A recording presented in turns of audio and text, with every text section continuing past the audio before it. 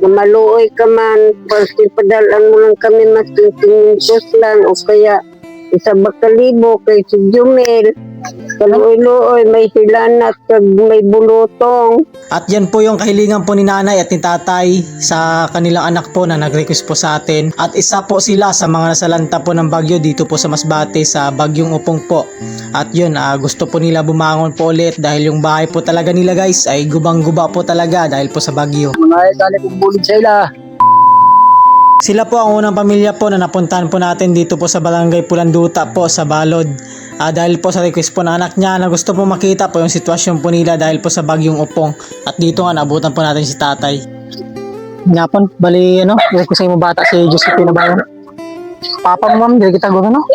At dahil nga po sa pinsala po ng Bagyong Upong, kung napapansin po natin guys, ito po yung kubo po na tinitirhan po nila. Dito po sila natutulog at kung nakikita po natin guys wala po yan mga dingding. Yahay po, pwede po ba puntahan mo mama, pagpapa ko, kag mga anak ko sa Pulanduta, sa Tipon-Tipon. Kung kamusta na sila, wala ako balita sa kanila mula ng Bagyo Upong. Hindi ko pa sila nakausap. Sila mama, Juicy at papa. Bye at mga anak ko. Si Kimberly, Jumil, Francisca, Cassie, Rian, salamat. Ay, chance mo na Ninay kung may gusto ka po na sabihin po sa imo anak na kay Josephine. Parang istorya mo siya. Kaya gani ang gusto tani na kung mangayo kong bulig sa akong kabataan kay kami mga gurang na diri kagway kami nag-direct si papa nila. Ay may sakit pa ni ang imong bata diri pang si Jumel. May bulotong, napuno ang lawas sa lang mga butoy-butoy. Amo gani ni. Sabi ko, hindi man ka mo makontak. May cellphone man diri imong subang. Hindi wala man signal, no? Waay man kuryente kami kay nangatumba man ang ay hindi kami makakontak sa imo. Si Karen man, ara dira sa Maynila kag si Gisa nagtrabaho. Sweldo nila subong. Si Jomar man nagkanto na sa Manila, nagtrabaho man. Ay kami na lang diri, ay iba kaming masugo-sugo. So bali nga kamalig ninyo nahitay ng pagkatapos ninyo sa bagyo ginuban ninyo o nauban na yun siya? Amo man dito kuha naman kay. Para may walang gid kamusta ka na? Kaya man itong balay niyo gubagi dito siya? Tatay ba may gusto man po sa inyo mga tali kong bulig sa ila.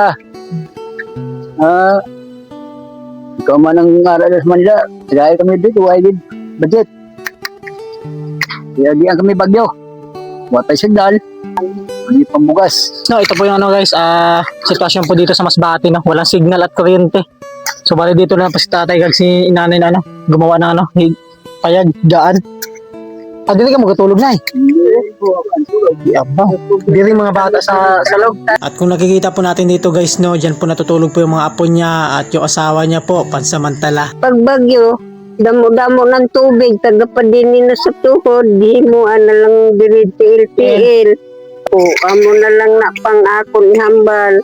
Na maluoy ka man, pasti padalan mo lang kami mas lang o kaya isa bakalibo kay si Jumel. Kaluoy-luoy, may hilanat, kag may bulutong. Wala kami pambakal sa bulong pang. So guys, yan lang po yung matulong po natin guys sa mga kababayan po natin dito sa Masbate guys na apektado po ng Bagyong Upong. May parating po sa pamilya po nila dahil ang hirap po talaga guys ng signal po dito guys at walang kuryente. So yun guys, maraming salamat po and God bless.